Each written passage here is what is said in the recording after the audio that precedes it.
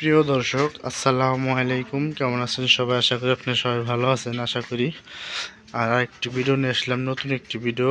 যখন কিনা গাভী বাচ্চা দেওয়ার সময় হবে তখন গাভীর বানে ম্যাস্টাইটিসের সমস্যা দেয় প্রায় গরুই।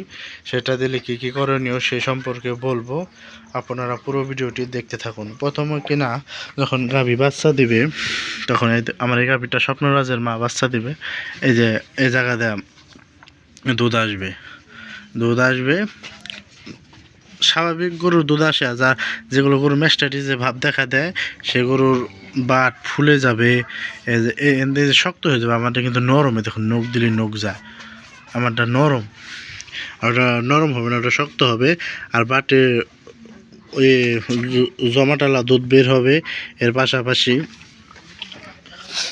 পাশাপাশি হলো গাভীটাকে দেখলে বুঝবেন এই গাভীটা একটু ব্যথার অনুভব করতেছে। ওই জায়গায় হাত দিতে দেবে না, এবং কি যেমন এই জায়গায় জুতা করা হয়, এই যে এইভাবে ধরবো, ও হাত দিতে দেবে না, লাথি মারবে। এ হলো কারণ।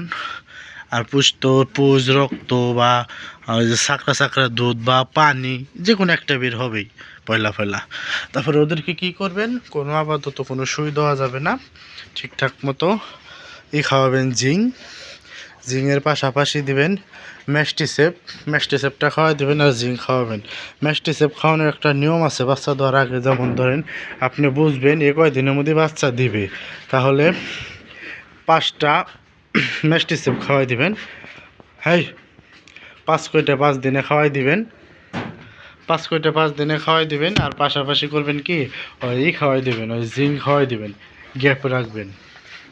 গ্যাপ রেখে বাচ্চা দেওয়ার পরে আবার 5টা ম্যাস্টিসেপ খাওয়াই দেবেন। আর হলো খাওয়াই দেবেন, ওই যে জিঙ্ক খাওয়াই দেবেন 5 দিন। এভাবে করবেন, দেখেন ঠিকঠাক মতো সুস্থ হয়ে গেছে। আর তাতেও যদি সুস্থ না হয় তাহলে আপনি পরবর্তীতে ডাক্তারের পরামর্শ নিতে পারেন। আর ডাক্তারের পরামর্শ নিলে বাদে প্রায় গরুরই দুধ বলে বন্ধ হয়ে যায়। আমি এটা শুনতাছি কিছু খামারির কাছ থেকে, এবং কি আমি যে ডাক্তারের দ্বারা খামার পরিচালনা করাই সে ডাক্তারও আমাকে বলে যেন কখনোই গরুকে সুই দিতে যাবেন না। আমি তাই কখনো গরুকে আমি সুই টুই দিই না, এবং কি ম্যাস্টাইটিসের জন্য বিষ ব্যথার জন্য কোনো দিনও সুই দেওয়া হয় না গাভী গরুকে। শুধু সুইয়ের মধ্যে দেওয়া হয় ক্যালসিয়ামের সুই আমি মাঝে দিই। যেমন এই গাভীটাকে কালকে দিছি, আবার পরশু দিনও দেবো, 1-2 দিন পরই দেওয়া হবে।